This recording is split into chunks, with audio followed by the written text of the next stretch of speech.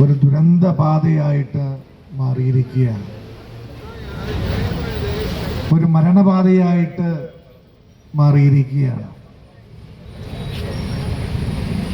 Toll കൊടുത്ത് കടന്നു വരുന്ന വാഹനങ്ങളാണ് കേരളത്തിലെ ഏറ്റവും തിരക്കേറിയ ഈ ദേശീയ പാതയിലൂടെ കടന്നു പോകുന്നത്. എന്നാൽ 1 മണിക്കൂറും 2 മണിക്കൂറും ഒക്കെ എയർപോർട്ടിലേക്കും ആശുപത്രിയിലേക്കും ഒക്കെ കടന്നു പോകുന്ന വാഹനങ്ങൾ ഈ ദേശീയ പാതയിൽ കുരുങ്ങിക്കിടക്കുന്ന ഒരു അവസ്ഥയാണ് ഇന്ന് നമുക്ക് കാണാനായിട്ട് സാധിക്കുന്നത്. 36 മണിക്കൂറിനുള്ളിൽ 5 മനുഷ്യജീവനുകൾ നഷ്ടപ്പെടുന്ന ഒരവസ്ഥയിലേക്ക് ഈ ദേശീയപാത മാറിയിരിക്കുന്ന ഒരു സാഹചര്യം. കഴിഞ്ഞ 6 മാസക്കാലമായി കൊരട്ടിയിലും ചാലക്കുടിയിലെ സമീപ പ്രദേശങ്ങളിലുമൊക്കെ കച്ചവടം നടത്തുന്ന വ്യാപാരികൾക്ക് അവരുടെ വ്യാപാര സ്ഥാപനങ്ങൾ അടച്ചുപൂട്ടി പോകേണ്ടി വരുന്ന ഒരു സാഹചര്യം. ജനങ്ങൾക്ക് റോഡിലിറങ്ങി യാത്ര ചെയ്യാൻ കഴിയാത്ത ഒരു സാഹചര്യം. അത്തരമൊരു സാഹചര്യത്തിലാണ് ജനപ്രതിനിധികൾ ഈ സമരവുമായിട്ട് ഇവിടെ മുന്നോട്ട് വരേണ്ടി വരുന്ന ഒരു സാഹചര്യം ഉണ്ടായത്.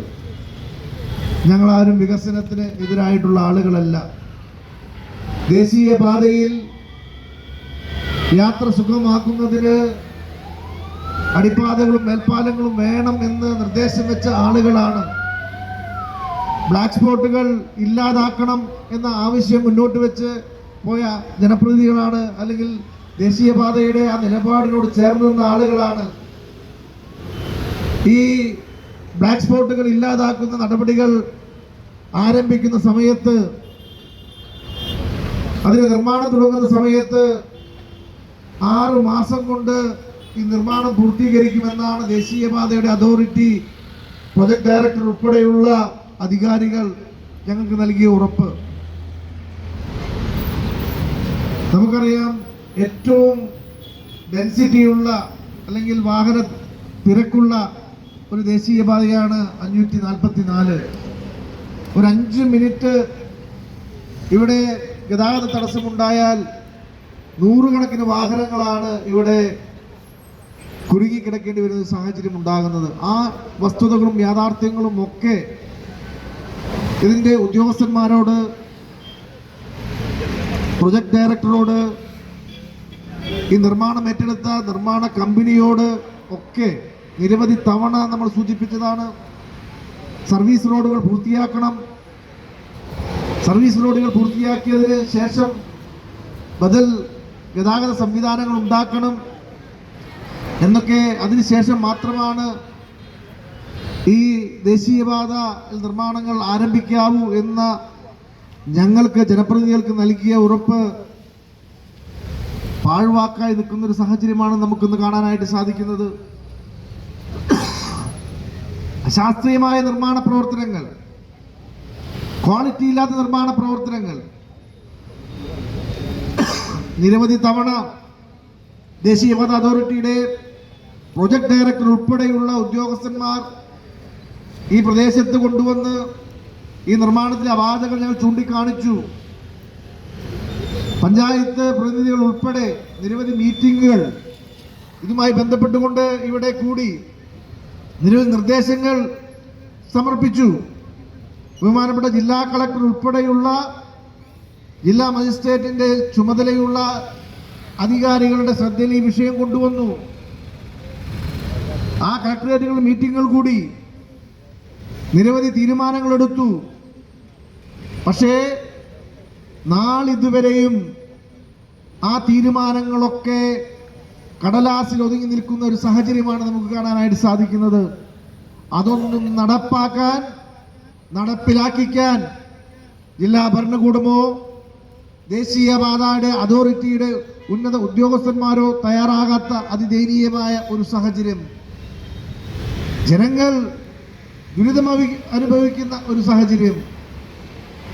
മണിക്കൂറുകളോളമാണ് ഈ പ്രദേശത്തെ ജനങ്ങൾക്ക് യാത്ര ചെയ്യാൻ കഴിയാതെ ദുരന്തമായി മാറുന്ന ഒരു സാഹചര്യം ചാലക്കുടിയിലെ ജനങ്ങൾ മാത്രമല്ല, കേരളത്തിലെ കാസർഗോഡ് മുതൽ കോയമ്പത്തൂർ മുതൽ തിരുവനന്തപുരം വരെയുള്ള ആളുകൾ, യാത്രക്കാർ യാത്ര ചെയ്യുന്ന ഏറ്റവും പ്രധാനപ്പെട്ട ഈ ദേശീയ പാതയിൽ ഇതൊരു മരണപാതയായി മാറുന്ന സാഹചര്യത്തിലാണ് ജനപ്രതിനിധികൾ ഉൾപ്പെടെയുള്ള ഞങ്ങളെല്ലാവരും ഈ സമരവുമായി മുന്നോട്ട് വരുന്നത്. ഒരു സൂചനാ സമരമാണ്. ഇനിയെങ്കിലും ഉത്തരവാദിത്തപ്പെട്ട ഉദ്യോഗസ്ഥന്മാർ, ജില്ലാ ഭരണകൂടം, ബഹുമാനപ്പെട്ട സംസ്ഥാന ഗവൺമെന്റ് ഉൾപ്പെടെയുള്ള ഈ നാട്ടിലെ അധികാരികൾ ഈ വിഷയം പരിഹരിക്കാൻ, ഇവിടുത്തെ ജനങ്ങൾക്ക് ഇവിടെ ജീവിക്കാൻ, ഇവിടുത്തെ വ്യാപാര സ്ഥാപനങ്ങൾക്ക് വ്യാപാരം നടത്താൻ ഒക്കെയുള്ള സാഹചര്യം ഉണ്ടാക്കിയില്ലെങ്കിൽ അതിശക്തമായ സമരവുമായി ഞങ്ങൾ മുന്നോട്ട് പോകും.